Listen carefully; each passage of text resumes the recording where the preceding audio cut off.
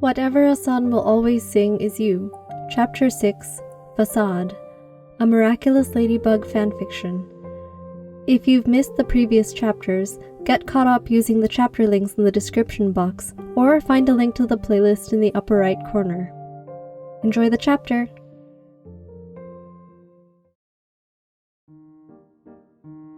Adrien never thought his father would actually listen when he suggested inviting Ladybug to the investors' ball. On one hand, her presence made what had promised to be a boring evening far more enthralling. On the other, Adrien didn't anticipate how exquisite a form of torture it would be to watch her from afar wearing that outfit and not be able to even get close to her. The third time their eyes met across the ballroom, he'd had it. Excusing himself from the portly old man who was recounting tales of former glory as a fencing champion in his youth, Adrien made his way toward her.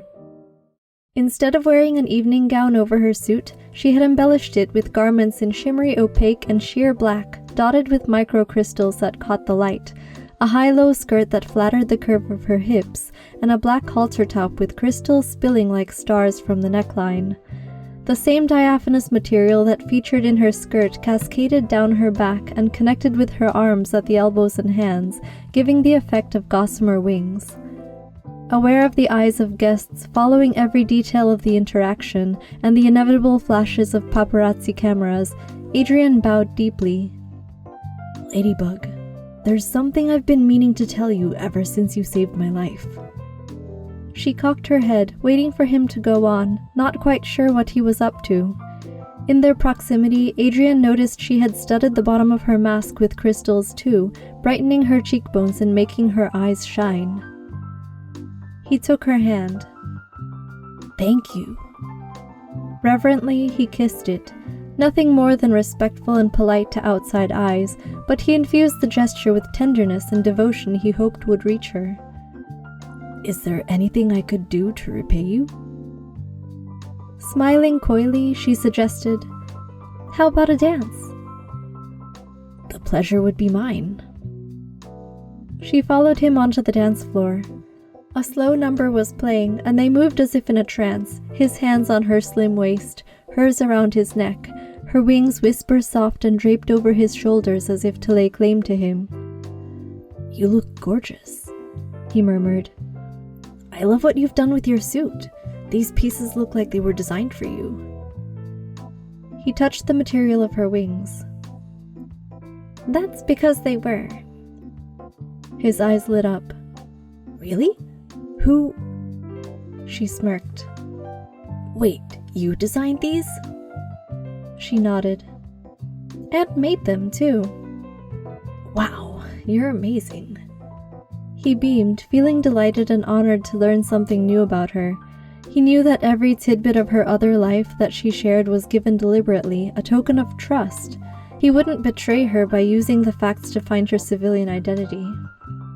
You know, I didn't know you invited me here to torture me with having to pretend we barely know each other, Ladybug teased. But I'm glad I had an excuse to wear the outfit. He laughed, feeling afloat with admiration and love for her. I was thinking the same thing, he admitted in a low voice. That it was torture, I mean. Thank you for the dance. In case anyone was eavesdropping on their conversation, they fell silent, content to indulge in one another's company while the opportunity lasted. What am I spelling? Adrien prefaced, before forming an I on the small of her back, followed by an L. She caught his eyes, eyebrows lifted in wordless comprehension, and he grinned, pleased that she was in on it. O-V-E. She flushed, the corners of her mouth tugging upward in a barely contained smile. Encouraged, Adrien spelled the last word. Y-O-U. She leaned up and whispered, only for him to hear. I love you too.